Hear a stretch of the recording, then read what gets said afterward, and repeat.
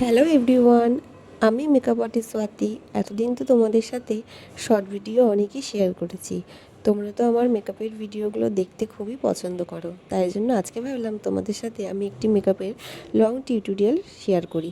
কীভাবে একটা আমরা রিয়েল ব্রাইড রেডি করি তারই কিছু কিছু ক্লিপ আমি রেডি করেছি তোমাদের সাথে শেয়ার করব বলে। আশা করি পুরো ভিডিওটা দেখো, তোমাদের ভালো লাগবে। আর যদি ভালো লাগে সেটা কিন্তু অবশ্যই লাইক কমেন্ট করে জানাবে। তাহলে আমি এরপর থেকে এবারে যখন আমি রিয়েল ব্রাইড রেডি করব তার ক্লিপগুলো তোমাদের সাথে আমি শেয়ার করব। তোমাদেরও কিছুটা নলেজ হয়ে যাবে। আর আশা করি এই ধরনের ভিডিও দেখতে তোমরা কে কে পছন্দ করো সেটাও আমি বুঝে যাব। দেখো, আমি প্রথমেই ব্রাইডের স্কিনটাকে খুব ভালোভাবে রেডি করে নিয়েছি। এখন যেহেতু মার্চ মাস, শীতের ভাবটা তো প্রায় শেষের দিকে যেতেই বসেছে। এবার আমরা আস্তে আস্তে গরমের দিকে ঢুকছি। সেজন্য ক্লায়েন্টের থেকে আমি ভালোভাবে জেনে নিয়েছি যে তার স্কিনটা ঠিক কীভাবে রিয়াক্ট করছে। ও যেমন বলেছে, ও এমনি সময়তে যেমন রোদে বেরোলে ঘামছে। আসলে দেখো, বিয়ের দিনে সবাই একটু গয়নাগাটি জুয়েলারি পরে বা টেনশানে থাকে, তাড়াহুড়ো করে। তো যারা ঘামে না তারাও কিন্তু ঘামতে শুরু করে।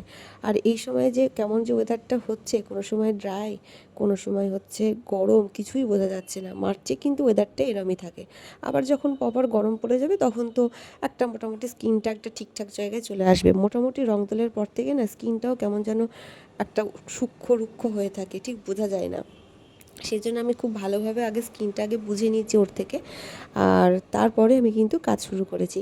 আর আমাদের মেকআপের যেটা মেন হচ্ছে, স্কিন প্রিপারেশনটা খুব ভালোভাবেই করতে হবে।